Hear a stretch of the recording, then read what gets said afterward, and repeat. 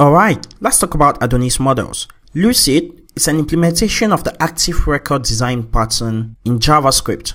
So basically, our model layer is going to help us communicate with our database tables. So right now, we can use our migrations to create the users table, the to-dos table into our database directly, but how do we communicate with this? Sure enough, we can communicate without our models, but let's focus on how to communicate with these data tables using our models in this lesson. To create a new model, we have an Adonis make model command, and for this lesson, I'm just going to create one called to do. Now, in my app directory, we have a new models directory that has the todo.js right there. So you can notice that we also have one for the user and for the token, and that matches exactly what we had in the migration files. So first thing you need to know about models is if you have a to-do model, automatically this is going to be in charge of the to-dos table. Okay, so if you have a to-do, this sums up to lowercase then an S at the end. So this is the name of the table and this is the name of the model in charge of that table, which means if you have a user model, this is going to be in charge of lowercase user, then S at the end, the name of the table. So users table. So user in charge of users, to do in charge of to-dos. Same thing with token. We have a capital token model and this maps to lowercase tokens. And this is the name of the database table, right? So this model is in charge of our to-dos table. But what can we do with this model? I'll head over to my routes file and I'm going to create a new route. And this is going to be a get route and it's just going to be a test route, okay? Not permanent to application. We just want to test out some things. So out of the context, I'm just going to get the response so we can send some responses.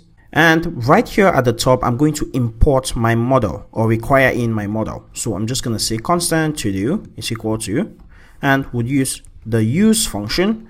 And like we said, this use function takes in the path and then it's going to resolve it and give us exactly what we want. So in this case, I want from the app directory, models directory, and we want the todo.js file. Okay, so we have the model right here. What can we do with this model? I'll make this function an async function. And what we're going to do right here is actually create a model. So I'm just going to say await todo.create and I'll pass in an object and the text is going to be wash the car. Okay, so we are calling a create function and we are passing in some text. Now, what this would do is automatically it's going to create a new row into our database with this specific text. Okay, so it's going to create a new database record for a to-do with this specific text. So you can see how we are using our model with this static function to create a new database record. Now, if you're wondering where the create function is coming from, that's because every model extends the base model provided to us by Adonis. Okay, so this model provided by Adonis contains all the static functions that will be common to most of the methods. Sure enough, we're going to be creating our own custom ones, but these ones extended from the parent model are really going to be helpful to us. Okay, so why don't we store the result in a variable? So constant to do equals await todo.create, and then we're going to return a response.json with to do. Okay, so when we hit this route, it's going to do.create a new to do with this text and then save the results of this function in a variable and then return that result to us as JSON, right?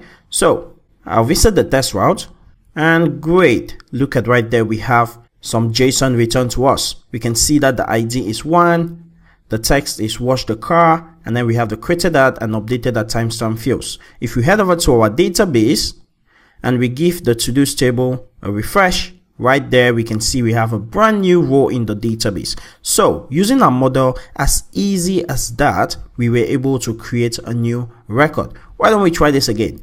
Let's create another row called do the dishes.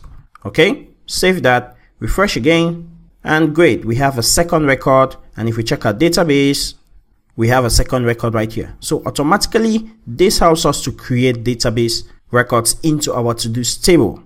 Now, what if we wanted to find all of the to-dos? How would that look? I'm just going to pull out what I have here, and I'm just going to say constant to-dos is equal to await to-do dot all. Okay, And then right here, I'm going to be returning response.json of to-dos. Okay, so refresh. And right now we have 2 records in our JSON response, okay, which matches to the 2 records that we have from our database. Our to-do model gives us a bunch of functions that we can actually use to communicate with our to-dos database table in a very expressive manner. Now, why don't we integrate this into our application in the very next lesson?